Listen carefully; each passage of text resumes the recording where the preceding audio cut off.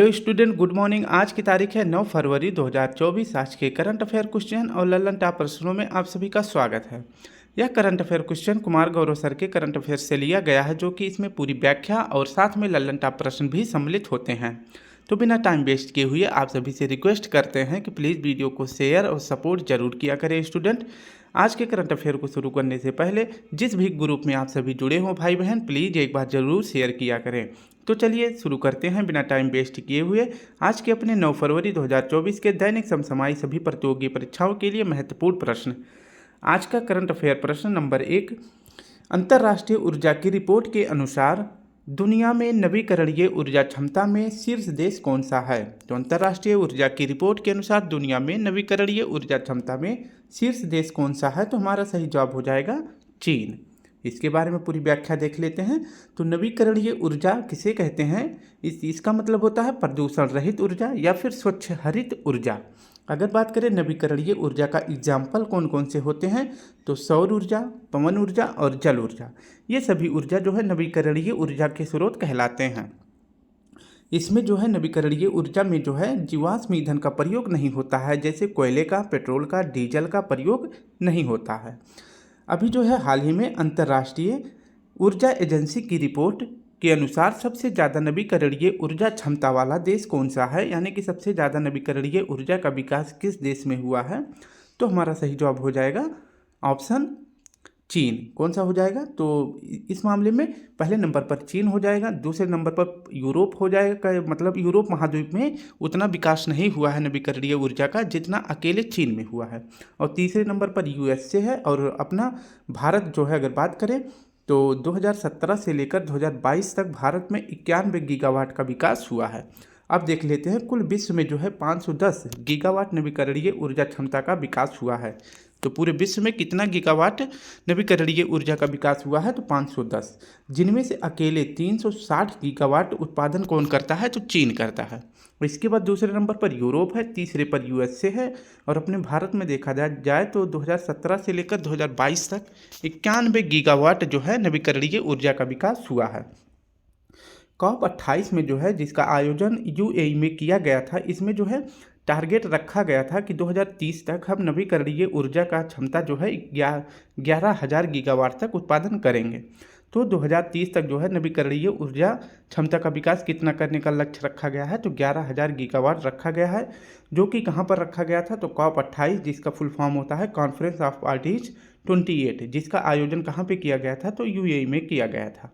तो नवीकरणीय ऊर्जा के क्षेत्र में पहला स्थान चीन का है, दूसरा यूरोप का है, तीसरा यूएसए का है, और फिर भारत में अगर बात करें कितने गीगावाट क्षमता का विकास किया गया है, तो 91 गीगावाट का। लल्लन टॉप प्रश्न में देख लेते हैं, प्रधानमंत्री सूर्योदय योजना की घोषणा कब की जाती है, तो रामलला प्राण प्रतिष्ठा के दिन यानी 22 जनवरी 2024 को जो है प्रधानमंत्री सूर्योदय योजना की घोषणा करी जाती है। इसमें जो है 1 करोड़ घरों पर जो है सोलर पैनल लगाया जाएगा। इसके माध्यम से जो है एक माह में 300 यूनिट बिजली मुफ्त में उपलब्ध होगा। नेक्स्ट है अंतर्राष्ट्रीय सौर गठबंधन का मुख्यालय कहाँ पे है, तो गुरुग्राम हरियाणा में है। जीवाश्म के अध्ययन को क्या कहते हैं, तो पेलियोंटोलॉजी। पेलियोंटोलॉजी क्या कहलाता है, जीवाश्म के ईंधन का अध्ययन कहलाता है। सेकेंड प्रश्न है, हाल ही में आरबीआई ने रेपो रेट कितना निर्धारित किया है, तो हाल ही में आरबीआई ने रेपो रेट कितनी निर्धारित की है, तो हमारा सही विकल्प हो जाएगा 6.5%। अब व्याख्या देख लेते हैं। रेपो रेट तय करने वाली कमेटी का जो स्थापना किया गया था, उस कमेटी का क्या नाम है, तो रेपो रेट तय करने वाली कमेटी का जो गठन किया गया था उसका नाम था मौद्रिक नीति समिति, या इसे फिर कहते हैं एमपीसी। अगर बात करें कि मौद्रिक नीति समिति यानी एमपीसी की स्थापना कब की गई थी, तो 27 जून 2016 को की गई थी उर्जित पटेल समिति की सिफारिश के आधार पर। एमपीसी में टोटल 6 मेंबर होते हैं, जिनमें से 3 सदस्य जो है सरकार के होते हैं और 3 सदस्य जो है आरबीआई के होते हैं। इसके बाद अगर बात करें एमपीसी का जो अध्यक्ष है वो आरबीआई का गवर्नर कहलाता है। इसके बाद एमपीसी की स्थापना क्यों की गई थी, क्योंकि मुद्रास्फीति दर को 2% से 6% के बीच में रखना है, यानी इन्फ्लेशन को जो है 2% से 6% के बीच में रखना है। तो और इसके बाद अगर बात करें कि हर महीने जो है हर 2 माह में मौद्रिक नीति समीक्षा जारी करता है। जो एमपीसी है यह अपनी जो है मौद्रिक नीति समीक्षा एक 2 माह में एक बार, मतलब प्रति 2 माह में एक बार ये प्रस्तुत करता है। आप कह सकते हैं MPC की जो मौद्रिक नीति समीक्षा है यह 1 साल में 6 बार प्रस्तुत किया जाता है। इसमें जो है बताया गया है कि वर्तमान में भारत की रेपो रेट कितनी है, तो 6.5% है, जो कि प्रश्न में भी दिया गया था। नेक्स्ट प्रश्न देख लेते हैं। RBI की स्थापना किस आयोग की सिफारिश पर हुई थी, तो यंग हिल्टन आयोग की सिफारिश पर हुई थी, जिसे यंग हिल्टन या फिर आप शाही आयोग भी कहते हैं। RBI के लोगों में क्या है, तो RBI का जो लोगो होता है उसमें क्या होता है, तो ताड़ का वृक्ष होता है और ताड़ के वृक्ष के सामने रॉयल बंगाल टाइगर का चित्र बना होता है। RBI की स्थापना किस एक्ट से होती है, तो एक्ट है 1934 का एक्ट। अगर बात करें RBI की स्थापना कब होती है, तो 1 अप्रैल 1935 में होती है। RBI का राष्ट्रीयकरण कब हुआ था, तो 1 जनवरी 1949 को RBI का राष्ट्रीयकरण हुआ था। और RBI के पहले गवर्नर कौन थे, तो ऑसबॉर्न स्मिथ थे। इसके बाद बात करें कि भारत के पहले RBI के पहले भारतीय गवर्नर कौन थे, तो CD देशमुख जी थे। और वर्तमान में RBI के गवर्नर कौन है, तो शक्तिकांत दास हैं, ये आपको याद रखना है। नेक्स्ट प्रश्न देख लेते हैं। तीसरा प्रश्न है, 7वां हिंद महासागर सम्मेलन का आयोजन कहाँ होगा, तो 7वां हिंद महासागर सम्मेलन का आयोजन किया जाएगा, हमारा विकल्प हो जाएगा ऑप्शन डी। कहाँ पे किया जाएगा, ऑस्ट्रेलिया में किया जाएगा। अब इसके बारे में पूरी व्याख्या देख लेते हैं। तो हिंद महासागर सम्मेलन की शुरुआत कब की गई थी, तो 2016 में किया गया था। इसका आयोजक अगर बात करें, हिंद महासागर सम्मेलन का आयोजक कौन करता है, तो विदेश मंत्रालय और साथ में इंडिया फाउंडेशन करता है।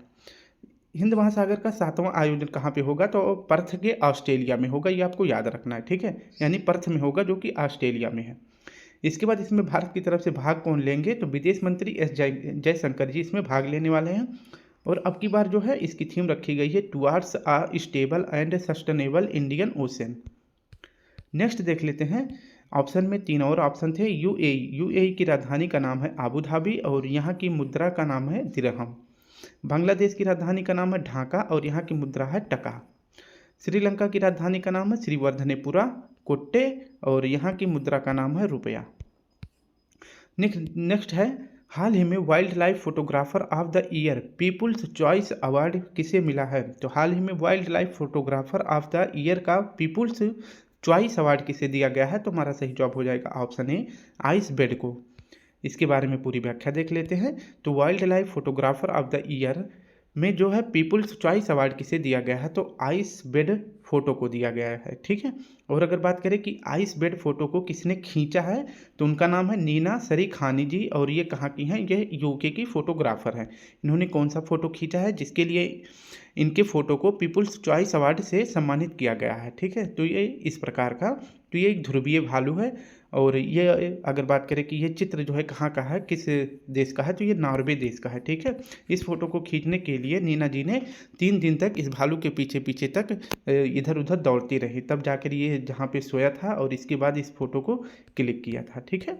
इसके लिए इन्हें चॉइस ऑफ द कौन सा अवार्ड है, तो पीपुल्स चॉइस अवार्ड से सम्मानित किया गया है।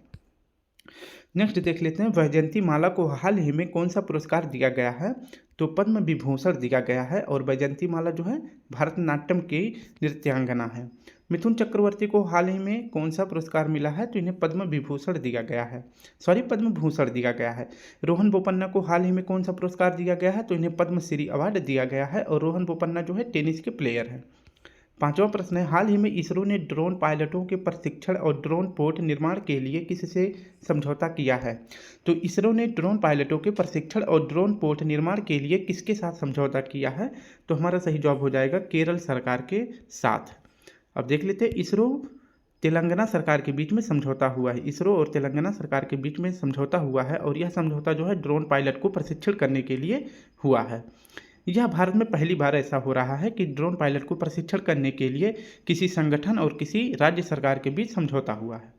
इस प्रकार का समझौता क्यों हुआ है, क्योंकि जो है ड्रोन पायलट के माध्यम से जो है कीटनाशक उर्वरकों का छिड़काव किया जाएगा कृषि क्षेत्र में, ठीक है। तो यह प्रशिक्षण क्यों हुआ है, ताकि कृषि क्षेत्र में ड्रोन पायलट के माध्यम से दवा का छिड़काव किया जा सके, उर्वरकों का छिड़काव किया जा सके, इसलिए जो है इसरो और तेलंगाना सरकार के बीच में समझौता हुआ है।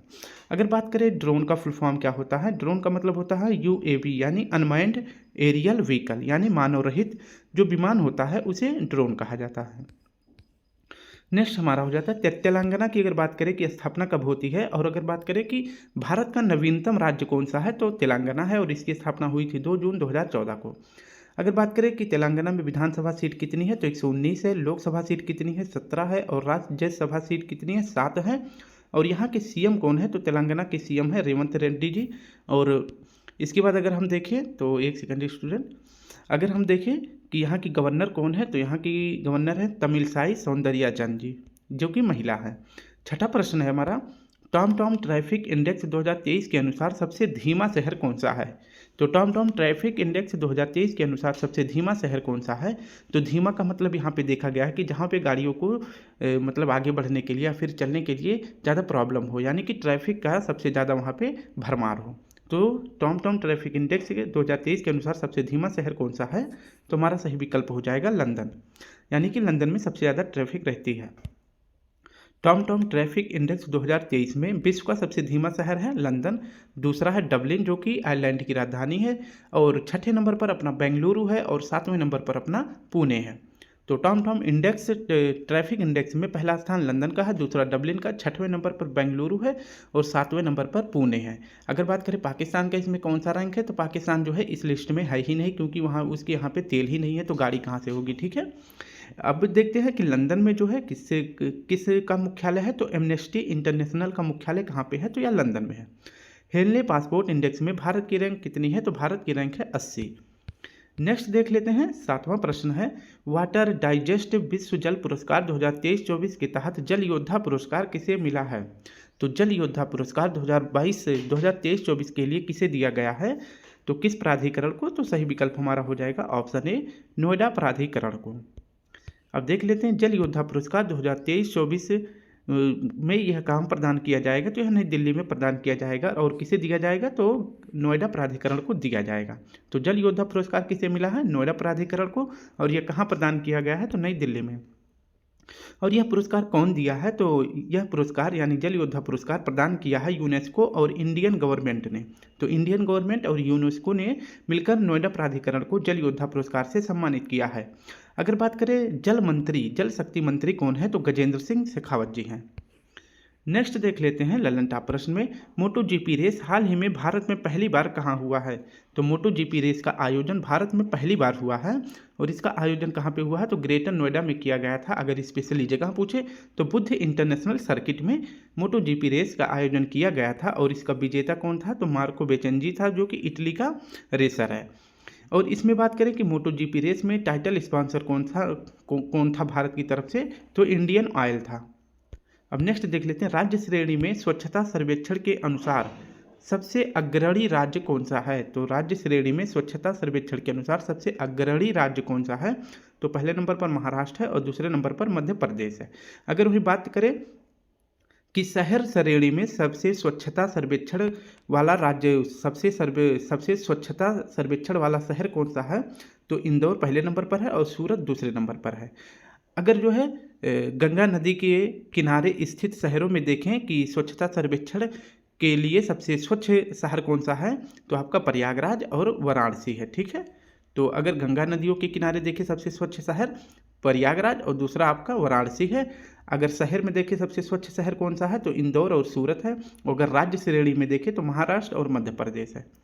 नेक्स्ट देख लेते हैं, हमारा 8वां प्रश्न है, हाल ही में उड़ने वाले डायनासोर जिसका नाम है सियोप्टेरा इवांसे के जीवाश्म की खोज कहाँ हुई है। तो उड़ने वाला डायनासोर जिसका नाम है सियोप्टेरा इवांसे का जीवाश्म कहाँ पर खोजा गया है तो इसका सही विकल्प हो जाएगा स्कॉटलैंड में। अब सियोप्टेरा इवांसी यह क्या है तो यह उड़ने वाला डायनासोर है, इसका जीवाश्म कहाँ पे खोजा गया है तो स्कॉटलैंड में खोजा गया है। ऐसा माना जाता है कि उड़ने वाला डायनासोर कब था तो जुरासिक काल में था, जो कि आज से 65 मिलियन वर्ष पूर्व की घटना यह बताई जाती है। अब नेक्स्ट देख लेते हैं कि दुर्लभ गोल्डन टाइगर अभी हाल ही में कहाँ देखा गया था तो हमारा सही जवाब हो जाएगा काजीरंगा नेशनल पार्क में, जो कि असम में है। और काजीरंगा नेशनल पार्क ही प्रसिद्ध है एक सींग वाले गैंडों के लिए प्रसिद्ध है। कौन सा राष्ट्रीय उद्यान तो काजीरंगा नेशनल पार्क प्रसिद्ध है। हिम तेंदुआ भारत में सर्वाधिक कहाँ पाए जाते हैं तो किस राज्य में सबसे ज़्यादा हिम तेंदुआ पाया जाता है तो लद्दाख में पाया जाता है। और लद्दाख का राजकीय पशु कौन सा है तो वह भी हिम तेंदुआ है। 9वां प्रश्न है हमारा, हाल ही में 2 दिवसीय वार्षिक दोस्त मोचे महोत्सव कहाँ प्रारंभ हुआ है? तो हाल ही में 2 दिवसीय वार्षिक दोस्त मोचे महोत्सव का प्रारंभ किया गया है लद्दाख में। ठीक है, तो दोस्त मोचे महोत्सव कहाँ पर हुआ है? तो यह लद्दाख में हुआ है। यह जो है फेस्टिवल बौद्ध मठ का फेस्टिवल है। इस पे जो है चेहरे पर मुखौटा लगाकर यह नृत्य का जो है वो करते हैं, मनोरंजन का जो है आनंद लेते हैं। ठीक है, तो दोस्त मोचे महोत्सव कहाँ पर सेलिब्रेट किया जाता है? लद्दाख में। यह जो है बौद्ध मठ का फेस्टिवल है। इस पर जो है चेहरे पर मुखौटा लगाकर नृत्य करते हैं। अब कुछ महत्वपूर्ण फेस्टिवल को देख लेते हैं, जैसे आपका लोसांग फेस्टिवल यह सिक्किम में सेलिब्रेट किया जाता है। लोसर फेस्टिवल लद्दाख और अरुणाचल प्रदेश में। सिंथन स्नो फेस्टिवल जम्मू कश्मीर में। सरहुल फेस्टिवल झारखंड में। थाईपुसम तमिलनाडु में। और बथुकम्मा फेस्टिवल तेलंगाना में। ठीक है, तो ये आपको याद रखना है। नेक्स्ट देख लेते हैं और लास्ट प्रश्न है आज का, हाल ही में केंद्र सरकार ने मोबाइल स्वास्थ्य पहल जिसका नाम है किलकारी और मोबाइल अकादमी कहाँ प्रारंभ करी है? तो हाल ही में केंद्र सरकार ने मोबाइल स्वास्थ्य पहल किलकारी और मोबाइल अकादमी कहाँ प्रारंभ करी है? तो इसका सही जवाब हो जाएगा ऑप्शन डी, यानी महाराष्ट्र और गुजरात दोनों राज्यों में। किलकारी क्या है? तो मोबाइल स्वास्थ्य पहल है। किलकारी जो है यह गर्भवती महिलाओं के लिए शुरू किया गया है। इसमें जो है 72 ऑडियो मैसेजेस हो गए, जो कि बच्चे के दूसरी तिमाही से बच्चे के जन्म के 1 वर्ष बाद तक का ऑडियो मैसेज इसमें रिकॉर्ड होगा। और इसमें जो है काल्पनिक डॉक्टर होंगी जो कि माता को निर्देश देंगी कि आपको इस तरह से रहना है, आपको इस तरह से खाने पीने हैं, तो और बच्चे का ध्यान इस प्रकार से रखना है। तो इसमें जो है इस किलकारी मोबाइल स्वास्थ्य पहल के अंतर्गत जो इसमें ऑडियो रिकॉर्ड किया गया है, तो वह ऑडियो जो है काल्पनिक डॉक्टर का होगा है, जो कि उसमें काल्पनिक डॉक्टर का नाम क्या बताया गया है? तो अनीता बताया गया है। ठीक है, तो किलकारी पहल अगर पूछे कहाँ शुरू किया गया है, तो यह शुरू किया गया है पहल गुजरात और महाराष्ट्र में। ठीक है, तो किलकारी पहल कहाँ शुरू किया गया है? तो महाराष्ट्र और गुजरात में शुरू किया गया है। और इसमें जो काल्पनिक डॉक्टर हैं इनका आपको नाम याद रखना है। तो नाम क्या है? अनीता नाम है। अब नेक्स्ट देख लेते हैं, मुख्यमंत्री विश्वकर्मा पेंशन योजना भी हाल ही में किस राज्य में शुरू किया गया है? तो राजस्थान में यह शुरू करने की घोषणा की गई है।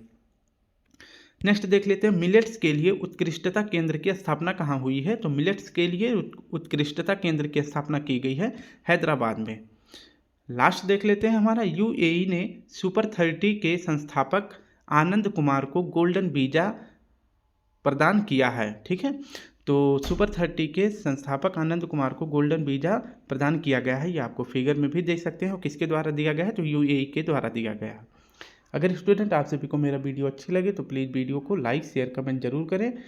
और ध्यान रहे कि सपोर्ट जरूर करें स्टूडेंट, क्योंकि आप सभी के सपोर्ट के बिना मेरा कुछ भी नहीं हो सकता है। तो प्लीज़ सपोर्ट जरूर करें। कल फिर मिलते हैं, तब तक के लिए आप सभी को प्यारा सा जय हिंद, जय भारत।